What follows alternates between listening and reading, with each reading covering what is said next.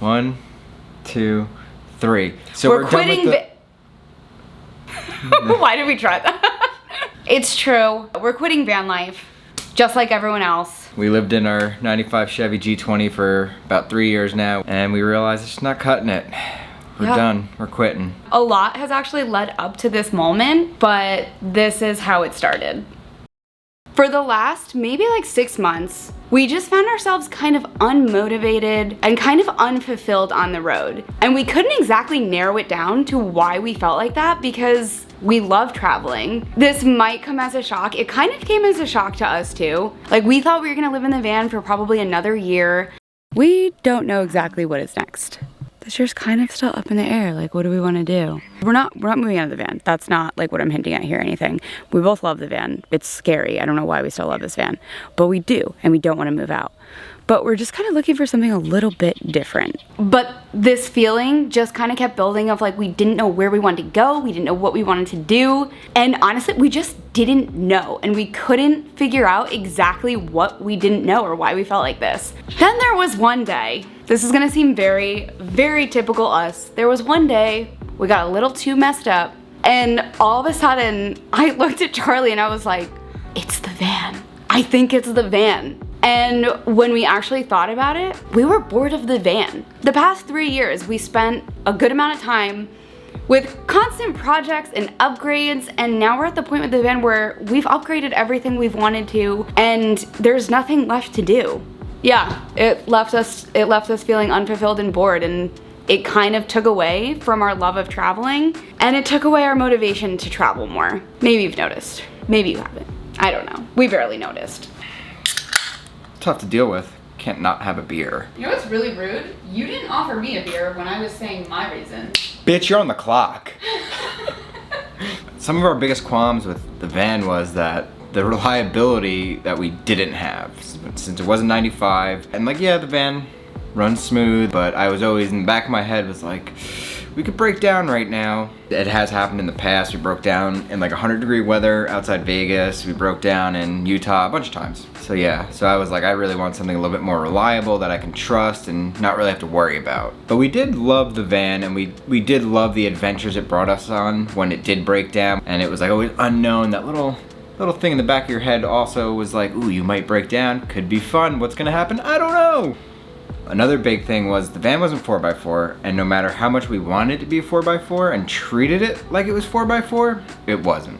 So we really feel like we were missing out on the 4x4 adventure and like really going out there and overlanding, as they would say. Also a big thing that kind of sucked was that the dogs didn't really have anywhere to go. Opie always sat like next to the passenger, which was never fun. And then Mako sat in the middle, but would constantly try and jump on the passenger's lap. So we really wanted more space for the dogs. So after we kind of realized all the stuff that was going on in our lives and the pros and cons of the van, we were driving down the highway and Jen kind of looked at me and was like, how hard do you think it would be to get a camper off a truck? I don't know anyone with a no, but truck. I can't. I mean, you park the truck, you put the legs down and you drive away, right? I don't know anything about it. It's my phone.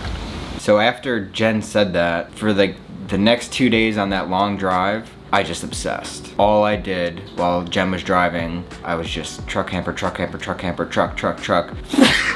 Sorry. Day or so later, and I looked at Jen, just like, fuck it, let's do it. And I just obsessed. So after obsessing and messaging so many people on Facebook Marketplace, I found a camper in Texas. It's Monday morning. May 15th. Oh my God. We're actually doing this. We've been looking through campers. Like, there's so many campers.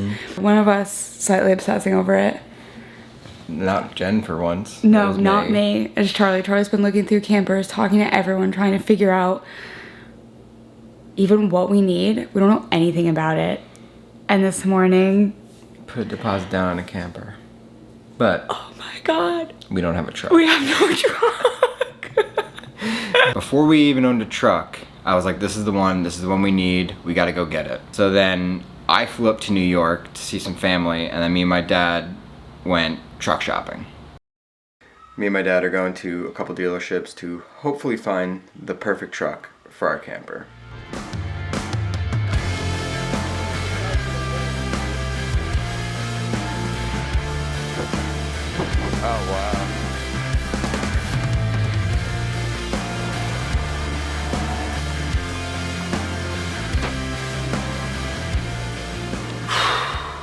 That was a long day. I think we left 9:15, it's 4:25. We went to 4 or 5 dealerships, 6 or 7 cars we looked at, and we found the one. All right, I got the call. Truck is ready a day early, so I'm gonna go pick it up. I'm super excited. Got the truck, picked it up, all good. And so I'm in New York, and tomorrow I start driving the truck to Florida. 20 hours to go. It's gonna be a long drive, especially by myself.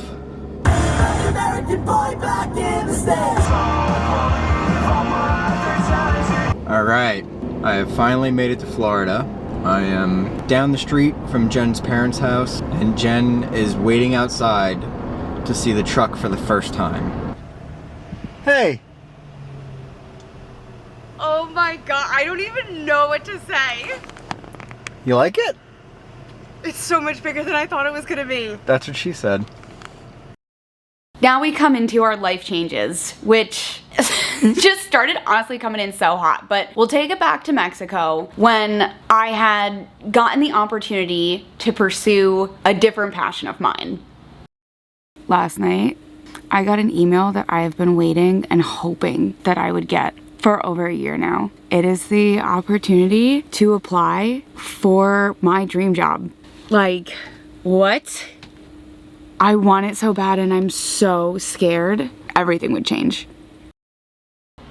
I did it. I got my dream job and I'm so excited. I started work and I am so excited for what our lives are gonna look like now. And it's gonna be crazy. And I think it's gonna give us the kick in the ass that we needed to spend our free time in just go mode. It's gonna be a crazy ride. I can say it's been a long time since we have both felt this rush of life and felt this greater purpose and this motivation to just have a good fucking time. Oh man. Now we just gotta... We have to drive across the country again. 2 more times. It's time to go get that camper. And we're gonna take you along with us. Yeah. That's going in.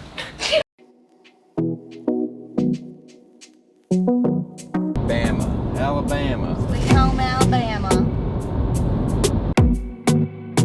Gas break. Oh, I'm gonna take a break from driving.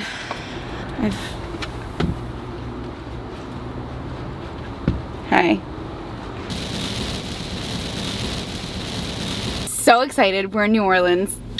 Probably like Jen's favorite city. I love New Orleans. Charlie picked our lunch spot today. It is the cutest little sandwich cafe.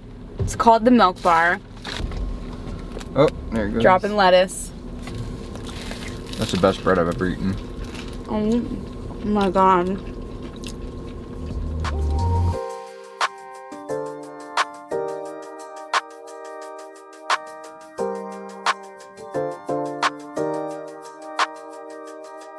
We've spent this entire drive talking about our sandwiches still. We at the hotel, motel, Red Roof Inn. It's been an adventure so far. We got here, there's 2 raccoons having the time of their life in the dumpster, like right in the parking lot. And then we go to our room and I'm like, oh Charlie, like the door doesn't like shut. You have to like really push it shut. So she's like, yeah, you have to like really slam it closed. So then we go out to get some stuff and we look down, I slam the door and we look down the crevice of the door and there's a dead frog like holding the door open. I was like, oh, that's why it's not closing.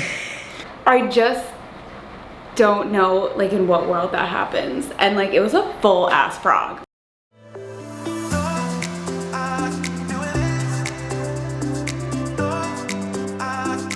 Today is the day we get to go pick up our new home. When I actually think about it, I get little jitters in my stomach. I get kind of nervous. And there's always the possibility that we're gonna go see it and then we're gonna be like, it's not right. I think that's where the little jitter comes from. This might be my first. I'm actually freaking out a little bit. This is exciting though, isn't it?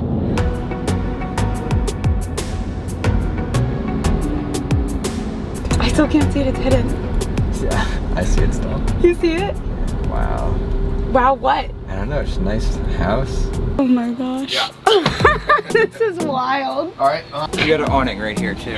Put the chairs down. Rub a little bit more. Right there. Perfect. Doing. Strapping her down.